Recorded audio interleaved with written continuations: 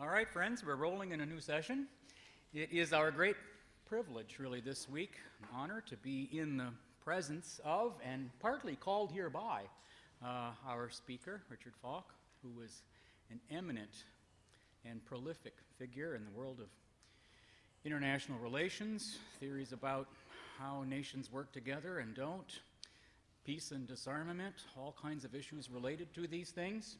I think for as long as I have been old enough to read books on these topics, I've been reading Richard Falk, but I'd never met him until yesterday. So it's one of the things I'm counting as one of the great gains of this conference, simply to have met him this week. And he is speaking today on the topic of Griffin on postmodern politics and spirituality. Richard, you are on.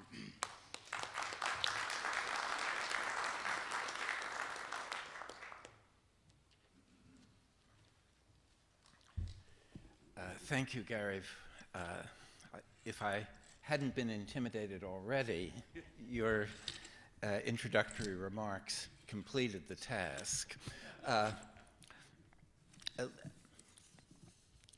Let me say what a privilege for me it is to participate in such an exciting event and such an appropriate way of not only acknowledging David Griffin's contributions, but celebrating them as part of, I think, the larger framing of a re-enchanting universe.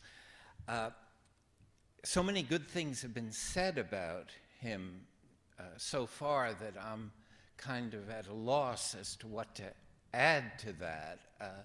And I thought of a anecdote told about the Hollywood personality Zsa Zsa Gabor, who on the eve of her 8th marriage was asked by a correspondent whether she looked forward to her honeymoon. And her response was, I still know what to do, but I no longer know how to make it interesting. And I feel somewhat confronted by that dilemma, but probably not in as erotic a modality. I also should confess that to some extent, listening to the presentations that have preceded me made me realize that I'm a stranger in a strange land, to refer to a science fiction, popular science fiction title, because I came to my both friendship and familiarity with David's work not through the Whitehead process theology door, but really through his interest and leadership in convening meetings about what postmodernism might usefully contribute to solving some of the world's problems. But it did remind me that I had, as a student, I took courses from a philosopher at Yale named F.S.C. Northrop, who had been himself a student of Whitehead and really approached Whitehead from quite a different angle, but was a rigorous kind of thinker. And the way he really tried to integrate Whitehead into his own rather distinctive worldview was through trying to merge Eastern and Western thinking. His most, I think, influential book was called The Meeting of East and West, and it was very much, I think, grounded in his experience as a student and I think junior colleague of Whitehead at one time. In trying to define for myself, in a way, what distinguishes David Griffin's work from that of many other contributors to our understanding of the world. It seems to me that one of his characteristics that has come to the surface in a way in the earlier papers is that he has a disposition that challenges or exposes politically constructed falsehoods that dominate the public discourse. And it's it's unusual in the sense that it is a passion for exposure that is probably most evident, at least to me, in the work that he has done in recent years on the 9/11 attack, how to understand what really happened on 9/11. But listening to the Mark Ford's talk on the paranormal, there seemed to me a continuity in the sense that he also has been consistently interested in exploring the real in a way that defies conventional wisdom.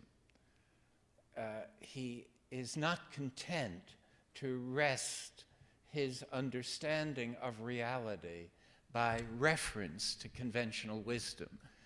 And this leads him into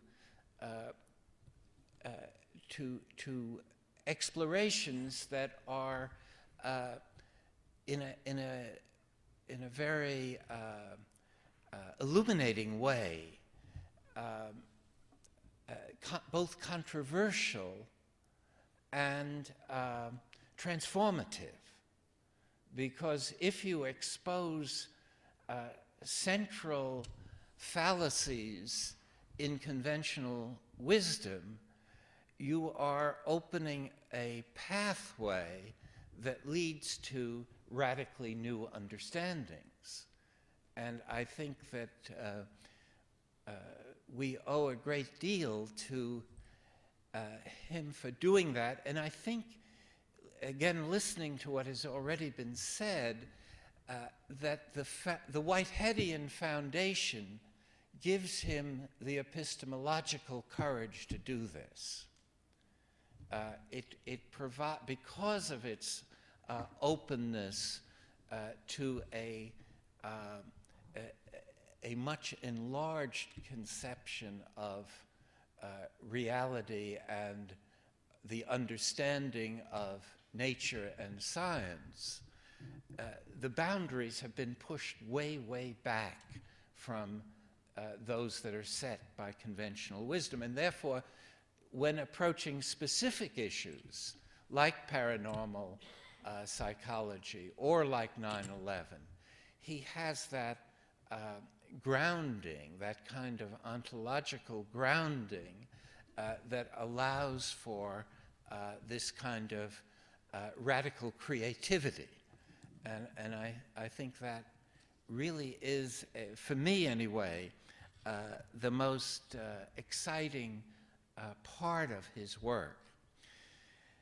When I listened to the two brilliant talks last night, it was both inspiring because I found them so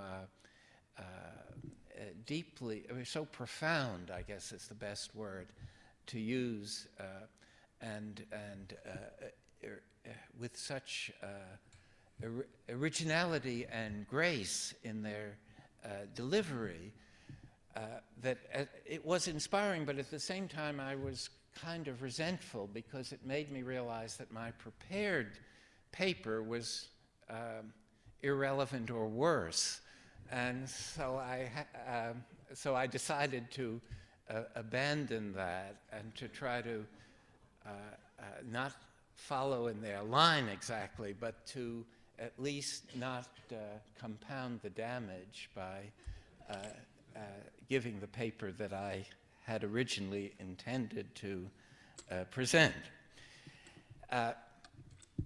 So let me try to say something about the political sides of David's both critique of modernity and the related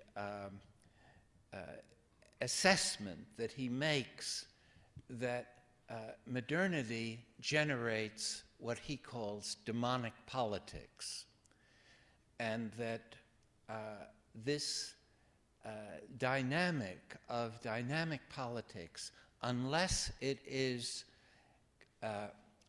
there occurs a counter politics, a counter demonic politics, threatens not only the well-being of our society and civilization, but actually threatens the survival of the planet, not the planet, but survival of the species and the coherence of the natural endowments of the planet.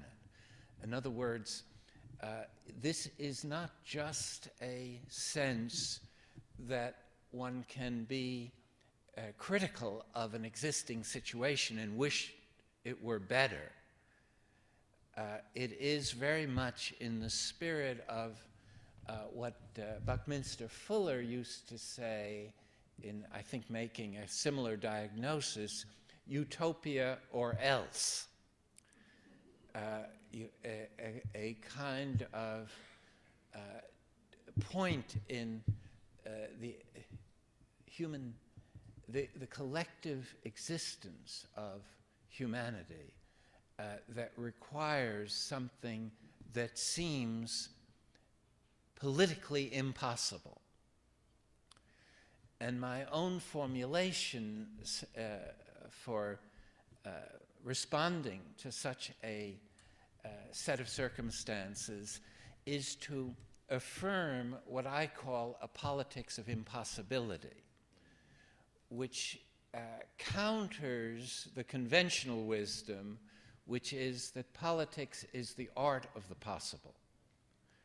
And what I would try to formulate in some way, and I think it's embedded very much in David's critique of the modern world and the modern accompanying consciousness, is that what is feasible by this way of thinking and by the realism of political elites, which is the realism of conventional wisdom that he has been at war with, that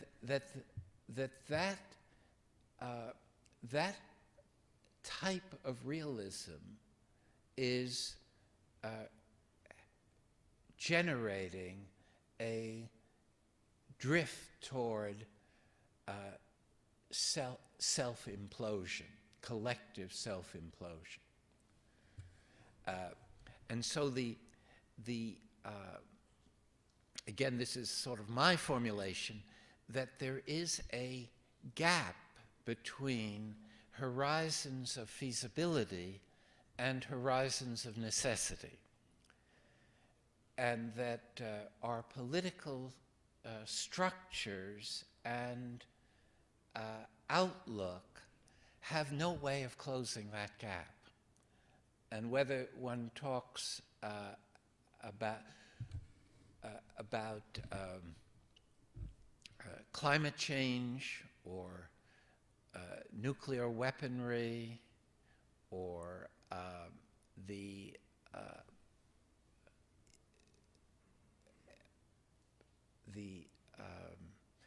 exploitation of the resources of the planet, this gap between feasibility and necessity is widening, and is a way of formulating the crisis. Now, there is in David's thought one dark way of closing the gap, which he refers to under the rubric of empire, that one could imagine, and I think the neoconservatives did more than imagine it, they tried to produce it, a global state that is capable of centralizing political authority sufficiently to impose its will on the entire world. And if you look at the diffusion of American military capabilities still, you would think that that was a project in which a great deal of resources are being invested in. Otherwise, it hardly makes sense for the United States to be spending as much as the rest of the world put together on its military machine, and yet feeling more insecure than it's ever felt in its history. Never has a country been so militarily dominant and so psychopolitically vulnerable. It's quite a paradox, and because the military is so entrenched in our governing process, we are credible elites, including the media, cannot think outside the military box. And so when challenges emerge, such as what to do about Iran's supposed nuclear weapons program, it's almost impossible for our leadership to entertain options that are not coercive. The best they can do is to impose sanctions and threat, not taking the military option off the table, as the language in Washington puts it. Whereas there's obvious solutions that are acceptable to Iran, which would be to create a nuclear-free zone in the Middle East. Maybe there are problems with that. Maybe it wouldn't work. But the fact that it's not discussed is remarkably exposing of the militarist consciousness that guides policymaking in this country. And there's a second aspect of this particular situation that I think illuminates some of the issues that David is getting at. This closure of the mind, so to speak, is taking place even though the 16 American intelligence agencies uniformly have concluded that Iran abandoned its military program for nuclear weapons in 2003, and there's no evidence that it's resumed it. You would I'm sure,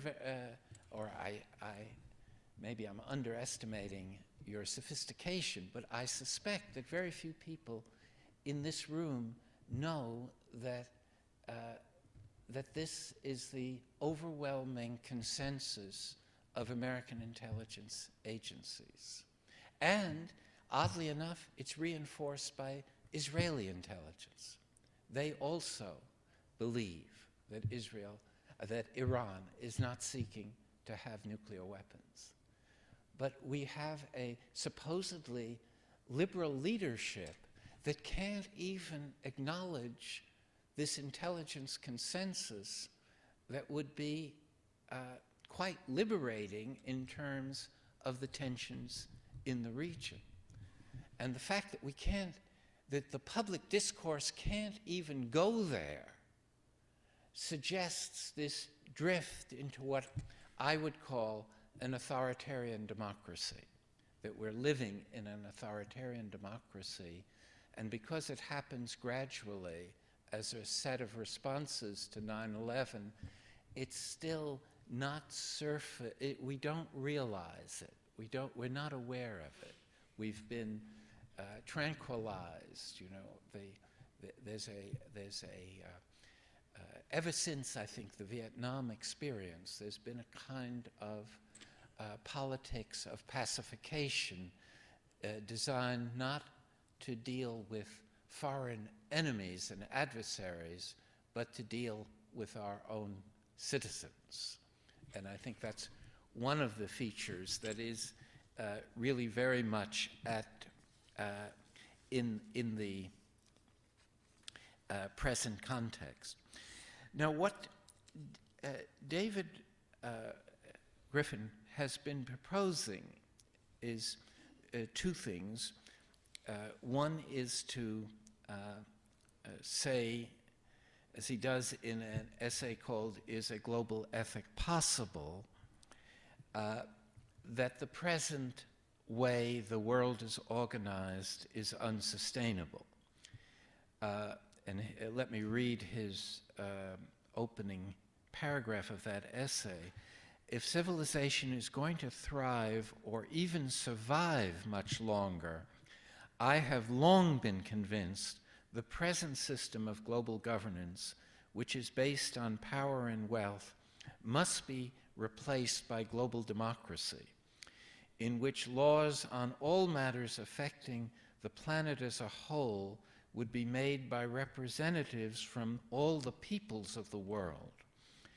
A transition to global democracy in this sense is necessary, I believe, if we are to have a chance of solving our problems of global scope, such as war, imperialism, terrorism, international crime, global apartheid, climate change, and the threat of nuclear annihilation.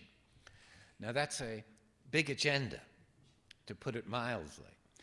But what it becomes clear from other parts in this essay and other writings that what David has in mind by global democracy, a transition to global democracy, is what has generally been identified as world government, that it's a transition from a state-centric world to a world governed democratically, but from a centralized source of institutional authority or governmental authority. And this is, it seems to me, a logical reaction to the gap between feasibility and necessity. And I would add, and I think David would probably agree with this, that one cannot close that gap without also depicting horizons of desire, what I would call horizons of desire. And it's in that context where I think he very usefully explores the Whiteheadian grounded sense of moral realism that has been discussed at previous sessions, and where David finds a sufficient following Michael Walzer's writing, a sufficient thin morality to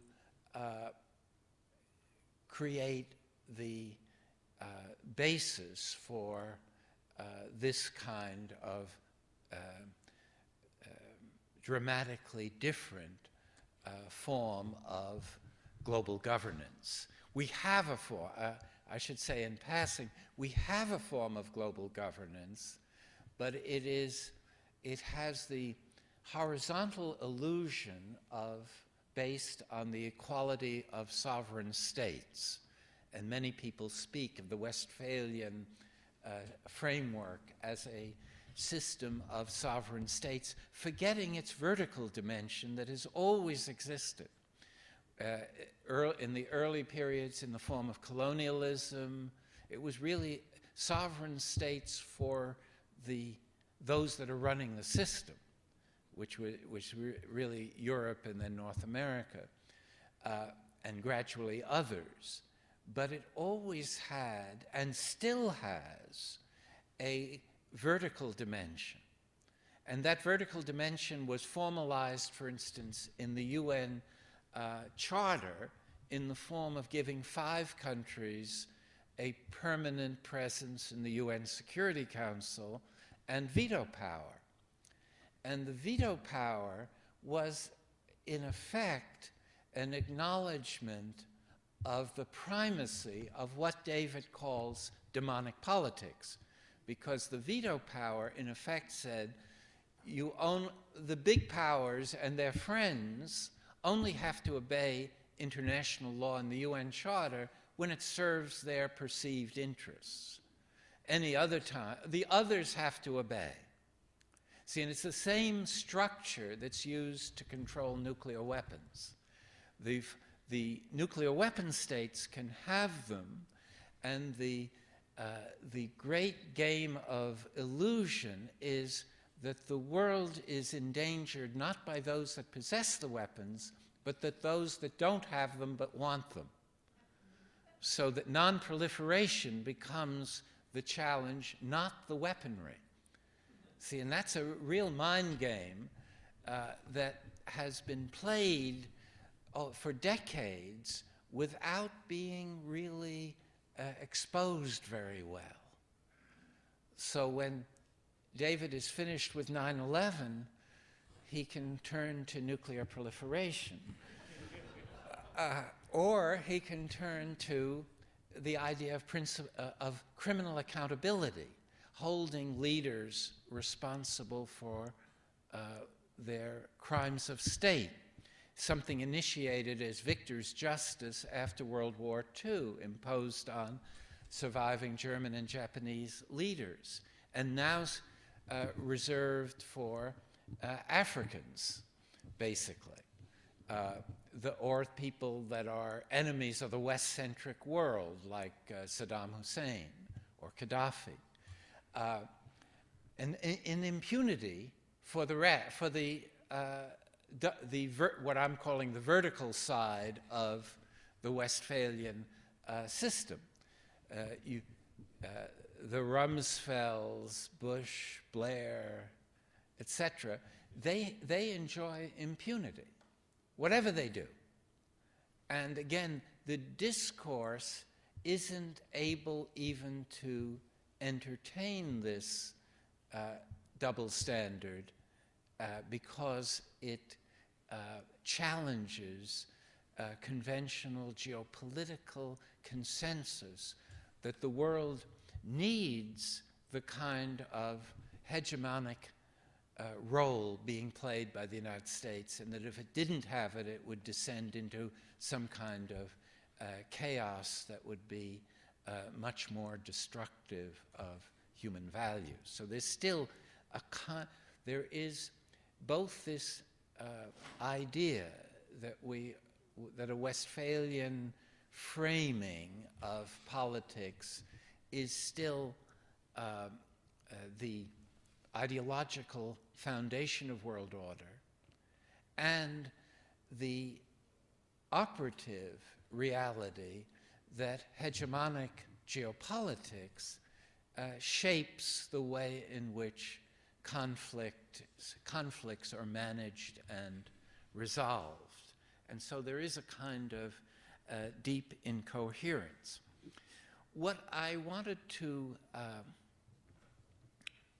discuss in bringing my remarks to a close is an area of disagreement with David's views.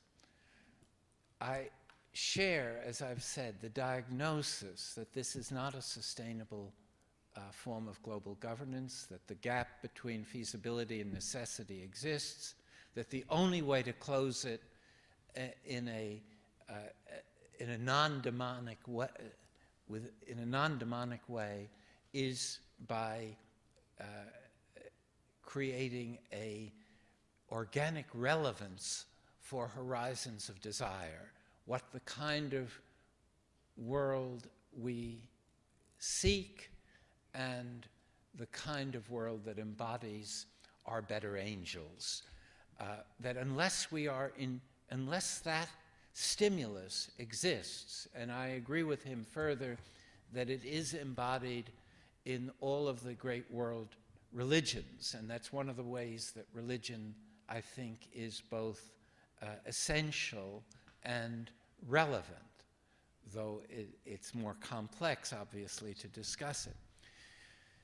But where I disagree is the idea that we can make a transition from where we are to where we want to be in the form of a democratic world government. And for me, the imagery of world government combines the worst elements of utopia and dystopia. It has the quality, it seems to me, of utter unattainability as its utopian side, that there's just no, that the identities, human identities, are so grounded in either nation or civilization or distinct religion, that the idea of entrusting the future to some kind, voluntarily entrusting the future to some kind of world government is inconceivable without a prior global catastrophe altering the calculus of what people are prepared to accept. In other words, you need something equivalent to a third world war or worse to make world government a political project. It's not a political project now, and in my view, will never be without that kind of intervening traumatic experience.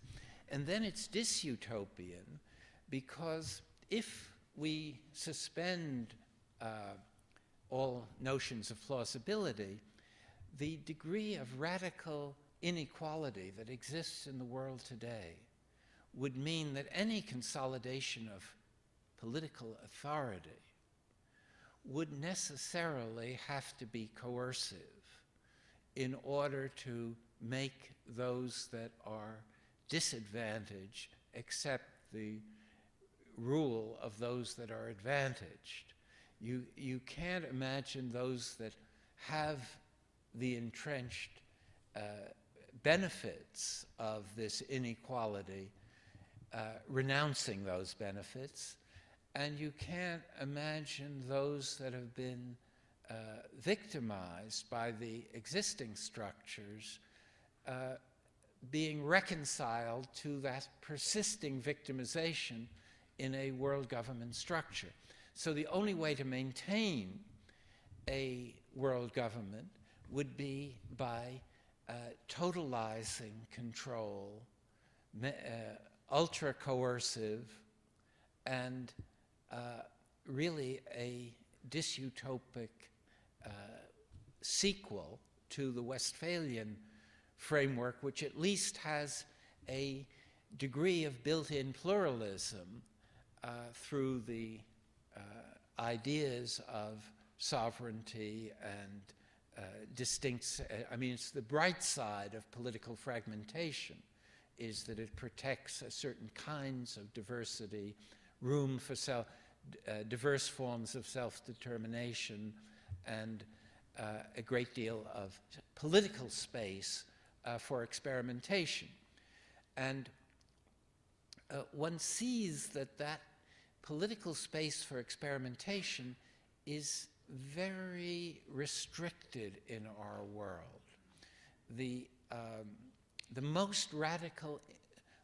two most radical things that have happened as far as transforming the state system are, first of all, the experiment in Europe with the European Union, which is Europe invented Westphalia, but it's also innovating something that still could emerge as a regional political community that is an alternative, a partial alternative. But one sees under the present stress that it can't really go forward, and when it's in trouble, the tendency is to regress toward the older conceptions of separate national and state identities. In other words, the idea of a European identity has not taken hold very strongly. The other bold experiment is not the UN, but the international financial institutions, the IMF, the World Bank, the World Trade Organization, which have provided a kind of they have intruded on sovereignty in ways the UN has not, and in significant ways. And even the United States accepts the idea that it is subject to the discipline of the World Trade Organization. But you note that these organizations have fundamentally operated as extensions of the vertical side of the Westphalian system. They're hegemonic in their voting structures and in their priorities. They really serve these kinds of interests. So my view is that we can't really look toward a overall, to be serious about the diagnosis of an unsustainable world order requires us to be more modest in our understanding of what we can accomplish by sensitivity to these horizons of desire. And from that perspective, I earlier said that one does need to push back the notions of feasibility, and it's important to appreciate historically that the impossible has happened frequently in recent history. The relatively peaceful transformation of South Africa, Soviet Union, collapse of Soviet domination none of these things were predictable or anticipated. And if you take a kind of black swan view, which is similar to these white birds that most of history has been driven by that which we haven't been able to anticipate. In other words, the mind is not strong enough to offer guidance. And therefore, one does have to be open to the unexpected. The Arab Spring and the Occupy movements are recent examples, again, of things that couldn't happen, that did happen. See, and taking that seriously is an important dimension. And from that perspective, the establishment of an international criminal court, before it happened, looked like something that couldn't happen. And understanding why it happened is important, of course. But from that perspective, rather than world government, what I think we should convert into real political projects are the struggle to achieve a global people's assembly, In other words, a voice for the peoples of the world that didn't necessarily have lawmaking authority at the outset, but at least created a forum for the voices of global democracy in the way that the European Parliament has functioned as a voice from giving an arena for voices from below. A second idea that's been around for a long time but is still, I think, important and relevant is exacting some kind of tax on international financial transactions, what's called often the Tobin tax after the Nobel Prize winner James Tobin, who initially proposed it. And it seems to me that would detach the operations of international institutions to a degree from the tyranny of geopolitics. See, and that's a very important step, it seems to me, in a constructive direction. A third difficult but attainable political project would be the establishment of a global peace force that was capable of addressing with a nonviolent orientation the kinds of situations that existed recently in Libya and Syria, and provide a much better alternative than NATO bombing from high altitudes in one-sided wars. NATO suffered not a single casualty in the Libyan intervention, which is good for NATO, of course, but is a very bad signal that the hegemonic enforcer can use war as an instrument without suffering any kind of human loss. It's very unhealthy. It's characteristic, of course, of the colonial wars as well. So these things, it seems to me, are political projects that are one can engage with without the utopian, dystopian problems of the advocacy and the pursuit of the chimera of world government. And I think there are things that can be done within the UN framework also, bringing it up to date, bringing Brazil and India into the kind of role that they should be playing given the changing geopolitical landscape. But of course, this doesn't address directly the problem of unsustainability. And it's here again that I think David's analysis and rather than his prescription opens a path for the kind of responsive politics that we need. And let me end with a quote from the poet W.H. Auden that seems to me to epitomize the circumstance we confront. And he said, "We who are about to die demand a miracle." Thank you very much.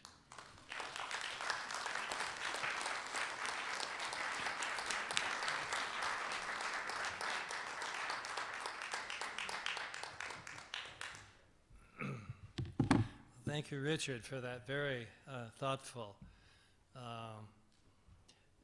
I started to say paper, not a paper. He put aside his paper and gave us this much more, I would say, interesting and provocative set of suggestions.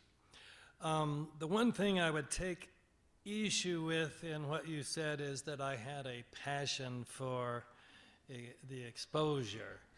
No, I never grew up with any such exposure. It was, I would say, a passion for truth. And when I started learning how many falsities there are that are dominant, both in science and in religion and in politics and in everything, that false ideas tend to have dominated. So the passion for postmodernity means the exposure of the the lies, really, sometimes just unintentional falsities, but lies and falsity, and in the modern world. So that led me into exploration into unpopular ideas. And your statement about that our discourse can't even entertain these possibilities is, of course, the truth. And then why that is. Why is that? Well, we have this illusion that we have a free press. We do not have a press that is free to discuss these unpopular ideas, except perhaps with a snide, but usually not mentioned at all. So, now, with regard to the main source of apparent disagreement between us, now as I listen to you here, I think there is no disagreement. I look back at your many writings, and of course you're the one that got me started on thinking about world government because of your great presentation of global anarchy, which prevents us from solving all these problems. War, I started with war and nuclear issues, and then expanded into many others. Whitehead's treatment of history, of historical change in Adventures of Ideas, is that changes don't take place except through a combination of ideals and, what's the term, I'm missing necessity. What's the term he used? Ideals and, let's call it necessity, since nobody else can come up with it. So this is the question, is the transition to a world government possible? Now, I use the term global democracy because the word world government generally scares the bejesus out of people. I mean, that's as bad as pan-experientialism or believing that 9/11 was an inside job or any of those things. So is it possible to have a global government that would be a global democracy? Well, of course, I've wasted a lot of ink back in the old days when we still used our own ink pens. So between that and the typewriter, I've written a lot about that. But let me just say I dealt with the question in a threefold thing. The popular view, the dominant view, is that any kind of world government is not necessary, it's impossible, and it's undesirable anyway. With regard to it not being necessary, I lay out, and Richard summarized there, many, many dimensions in which I say it is necessary. If we're going to solve any of those problems, it can only come about through a kind of world government. Is it undesirable? Well, Richard talks about the possibility of, or likelihood, it would be heavily coercive.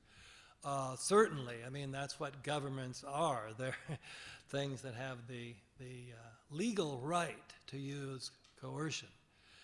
So of course there would be coercion, but what about, I mean, how quickly and so on? So with regard to the conference we had here on money, which I had to miss, but one of the big issues is there any way to get rid of the enormous inequality, or is it going to continue going the way it is, greater and greater inequality? So that we have so many people who are filthy rich, have far too much, and then growing, somewhere around 50% of the people who do not have adequate, and others who just die every year. The thousands of people who die every year just because of lack of food or clean water. So I think it's desirable to have that. And what we would have to do is minimize the possibilities for the undesirable parts, so that there'd be ways to prevent it from becoming a global plutocracy. Of course, that's what we have now, and we're moving more and more towards a global plutocracy. And so one of the reasons to argue for global government is to overcome global plutocracy, to bring some enough inequality anyway that people are not dying. So the big question is the question of possibility. Is it impossible? Yes, right now it is. Richard is certainly right about that. The question is, would the transition to that be possible? I'm suggesting yes, it would be possible. Going back to Whitehead's double notion, you need the combination of the ideals and then the necessity. As Richard said, the necessity would probably be some sort of global catastrophe. Well, let's get ready for it by promoting, talking about this idea of global democracy, and see why that would be a great thing and why it would help us solve these various problems that would actually help the human race survive. I mean, it's that serious. We're talking about possibility of surviving the human race. So let's start the discussion and see, and of course an enormous amount of discussion has gone into this, and just in the last 10 years when I've not been working on it, it has become more and more popular, still in a very small group, but now you have a recent book coming out talking about global democracy. So it is becoming an almost acceptable idea. So these various things that Richard has suggested, I'm suggesting that we could see those as possible steps. So yes, start the global parliamentary that would give the peoples of the world a voice. Of course, we in a sense have that already in the UN,